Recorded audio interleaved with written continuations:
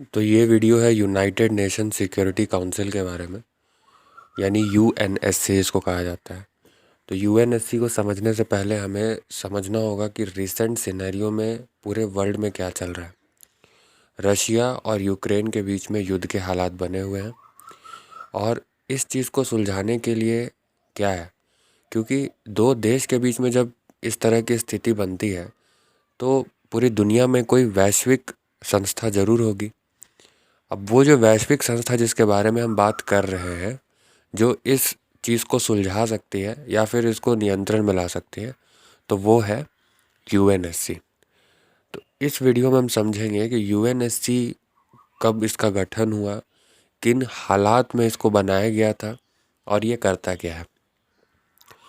24 अक्टूबर 1945 को यूएनएससी का गठन किया गया था और इसके जो परमानेंट मेंबर हैं उसमें चाइना, फ्रांस, रशिया, यूके और यूएस है।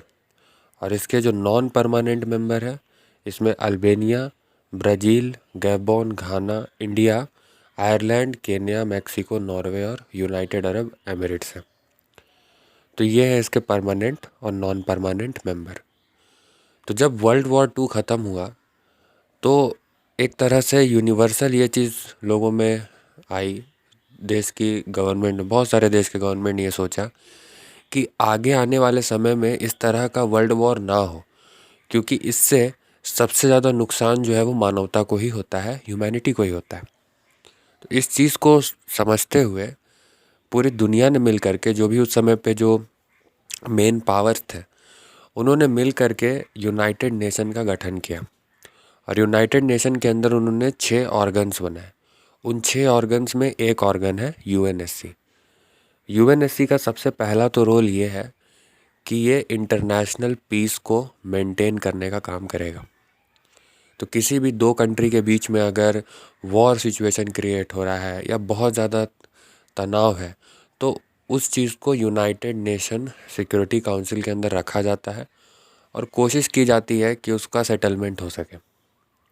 दूसरा है, अगर किसी भी तरह का डिस्प्यूट हो गया है कुछ कंट्रीज़ के बीच में, तो उस डिस्प्यूट को मिनिमम नुकसान के साथ सेटल करने की कोशिश करता है यूएनएससी। और अगर कोई कंट्री है वो एक अपने से कमज़ोर वीकर कंट्री पे, जो कि इकोनॉमिकली वीकर है उससे, अगर उस पर वो दबाव बना रहा है, उस पर वो अटैक कर रहा है, ठीक है, उसको नुकसान पहुंचाने का काम कर रहा है, तो ऐसे में यूएनएससी के पास ये भी एक पावर है कि वो उस पर इकोनॉमिक सैंक्शंस लगा सकते हैं। देखिए, आज के समय में पूरी दुनिया ग्लोबलाइज्ड है। ग्लोबलाइजेशन की वजह से हर कुछ जो व्यापार हो रहा है वो एक देश से दूसरे देश में हो रहा है, और जहाँ पर जिस चीज़ की कमी होती है वो दूसरे देश से उसको एक्सपोर्ट कर लेता है। इस तरह से एक्सपोर्ट और इंपोर्ट से पूरी दुनिया जुड़ी हुई है। तो अगर किसी कंट्री पर इकोनॉमिक सैंक्शंस लगा दिए जाते हैं, यानी अगर बहुत सारी कंट्रीज़ उनसे व्यापार करना बंद कर दें, तो ऐसे में उस कंट्री की जो इकनॉमी है वो बिल्कुल डाउन हो जाएगी। तो कोई भी कंट्री ये नई सिचुएशन चाहता है। तो यूनाइटेड नेशन सिक्योरिटी काउंसिल यहाँ पर बहुत इंपॉर्टेंट रोल प्ले करता है, जहाँ वो किसी भी कंट्री पर इकोनॉमिक सैंक्शंस लगा सकता है जिससे उस कंट्री को बहुत भारी नुकसान होगा। तो बेसिकली ब्रीफ में देखें तो यूएनएससी यही है, और इसका जो शुरुआत था ये वर्ल्ड वॉर 2 ही था, और इसका जो मेन मोटिव है वो है इंटरनेशनल पीस कीपिंग। तो ये था इस वीडियो में brief introduction about UNSC. Thank you.